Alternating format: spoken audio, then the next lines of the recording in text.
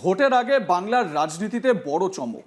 জোটের টানাপোড়েন, দলবদল এবং স্থানীয় শক্তির অঙ্ক সবকিছুকে একসঙ্গে মিশিয়ে এক বড় চাল চালল ইন্ডিয়ান সেকুলার ফ্রন্ট। ক্যানিং পূর্বে আরাবুল ইসলামকে প্রার্থী করে কার্যত মাস্টার স্ট্রোক দিল আইএসএফ। এই সিদ্ধান্ত শুধু একটি প্রার্থী ঘোষণার মধ্যে সীমাবদ্ধ নয়, এটি দক্ষিণ চব্বিশ পরগনা থেকে শুরু করে গোটা রাজ্যের রাজনৈতিক সমীকরণে বড় পরিবর্তনের ইঙ্গিত দিচ্ছে। একদিকে নওশাদ সিদ্দিকীর কৌশল, অন্যদিকে শওকত মোল্লার প্রভাব, এই দুইয়ের সংঘাতে তৈরি হচ্ছে নতুন সমীকরণ।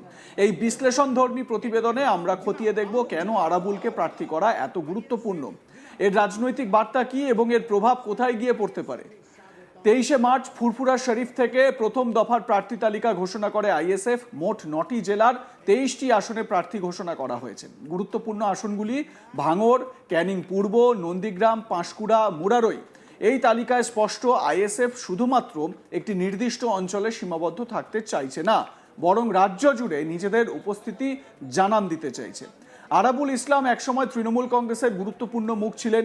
দীর্ঘদিন ধরে ভাঙড় ও সংলগ্ন এলাকায় তার প্রভাব ছিল উল্লেখযোগ্য। তার প্রার্থী হওয়ার ক্ষেত্রে গুরুত্ব পেয়েছে স্থানীয় প্রভাব, তৃণমূলের ভোট ব্যাংকে ধাক্কা, সাংগঠনিক শক্তি বৃদ্ধি।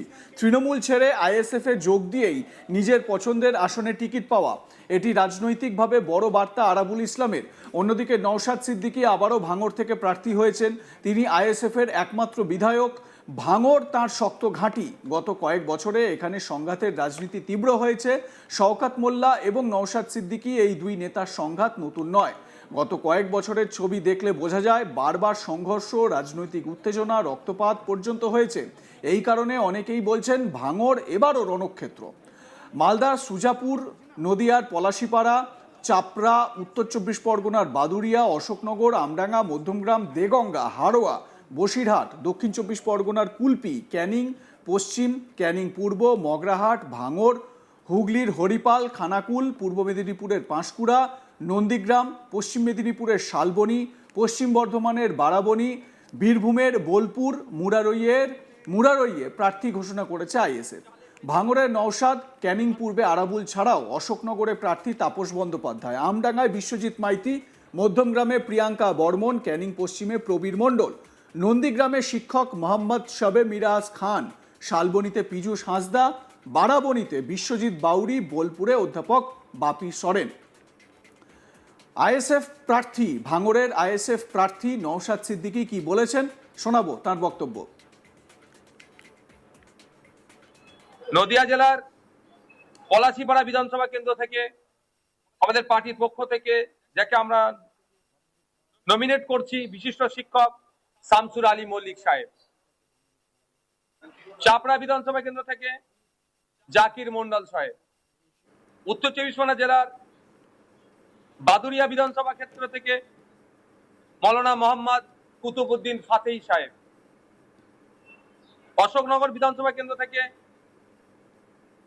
তাপস ব্যানার্জি মহাশয়।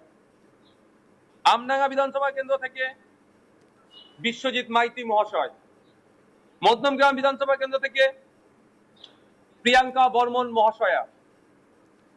দেগঙ্গা বিধানসভা কেন্দ্র থেকে মোহাম্মদ মফিদুল হক শাহাজি, যাকে আমরা মিন্টু শাহাজি নামে জানি। হাড়োয়া বিধানসভা কেন্দ্র থেকে আইনজীবী পিয়ারুল ইসলাম সাহেব। বসিরহাট উত্তর বিধানসভা কেন্দ্র থেকে মোহাম্মদ মুসা কালিমুল্লাহ সাহেব। এরপরে আসছি আমরা দক্ষিণ চব্বিশ পরগনা জেলায়।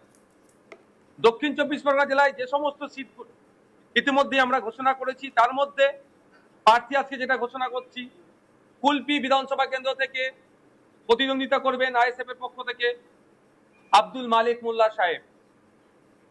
ক্যানিং পশ্চিম বিধানসভা কেন্দ্র থেকে প্রতিদ্বন্দ্বিতা করবেন অ্যাডভোকেট প্রবীর মণ্ডল সাহেব। ক্যানিং পূর্ব বিধানসভা কেন্দ্র থেকে প্রতিদ্বন্দ্বিতা করবেন আরাবুল ইসলাম সাহেব।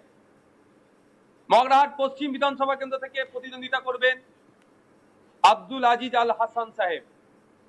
ভাঙড় বিধানসভা কেন্দ্র থেকে প্রতিদ্বন্দ্বিতা করবে মোহাম্মদ নওশাদ সিদ্দিকী। তারপরে আসছি আমরা হুগলি হরিপাল বিধানসভা কেন্দ্র থেকে প্রতিদ্বন্দ্বিতা করবেন আইএসএফ এর পক্ষ থেকে শেখ মুজাফফর আলী, যাকে আমরা মাজাদা নামেও চিনি। খানাকুল বিধানসভা কেন্দ্র থেকে প্রতিদ্বন্দ্বিতা করবেন শেখ সাদ্দাম হোসেন। এরপরে আসছি আমরা পূর্ব মেদিনীপুর। পাঁশকুড়া পশ্চিম বিধানসভা কেন্দ্র থেকে প্রতিদ্বন্দ্বিতা করবেন আফজাল আলী শাহ। নন্দীগ্রাম বিধানসভা থেকে প্রতিদ্বন্দ্বিতা করবেন বিশিষ্ট শিক্ষক ও মৌলানা মোহাম্মদ সবে মিরাজ খান।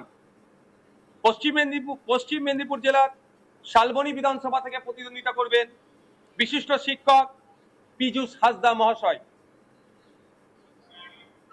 পশ্চিম বর্ধমানের বারাবণী বিধানসভা থেকে প্রতিদ্বন্দ্বিতা করবেন বিশ্বজিৎ বাউরি, বাপি বাউরি নামে যিনি পরিচিত।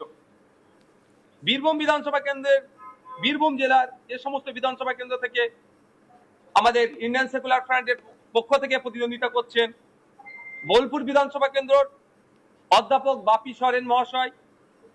মুরারই বিধানসভা কেন্দ্রের হজরত আলী, তাকে সওদাগর হিসাবেও এলাকায় তিনি পরিচিত। এই সমস্ত সিটগুলোতে আমরা এখন আমাদের পার্টির পক্ষ থেকে যারা প্রতিদ্বন্দ্বিতা করছেন তাদের নাম আমরা ঘোষণা করলাম। আর যে কয়েকটি সিট বাকি আছে, আগামী বুধবার তথা পরশুদিনকে আমরা আমাদের সেকেন্ড পর্যায়ের লিস্ট আমরা ঘোষণা করব, প্রার্থীর লিস্ট ঘোষণা করব। আজকে আমরা 23 জনের নামের লিস্ট। তৃণমূল ইতিমধ্যেই ক্যানিং পূর্বে নিজেদের প্রার্থী বদল করেছে। শওকত মোল্লাকে সরানো হয়েছে তার পুরনো কেন্দ্র ক্যানিং পূর্ব থেকে, তাকে এবার প্রার্থী করা হয়েছে ভাঙড়ে।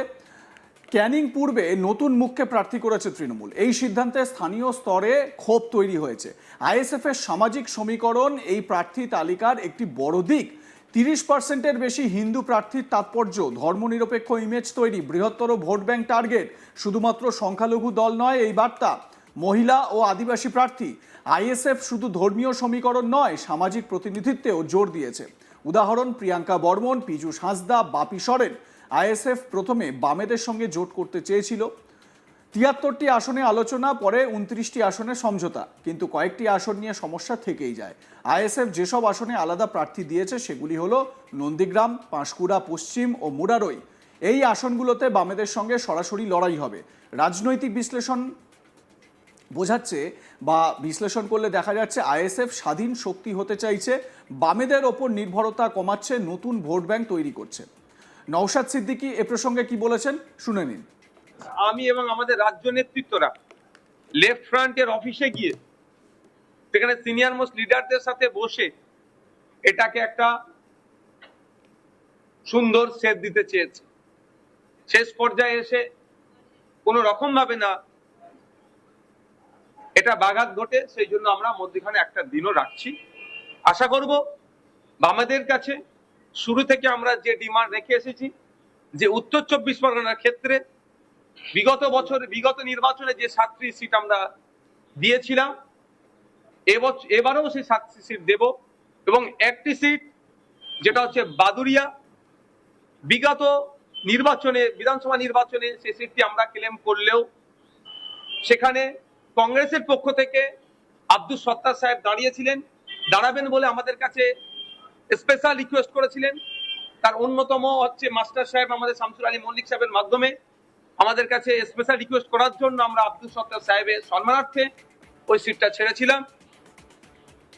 লাইক কমেন্ট শেয়ার করে আপনাদের মতামত জানান। দেখতে থাকুন আজ তাক বাংলা, সাবস্ক্রাইব করুন ইউটিউব চ্যানেলটি।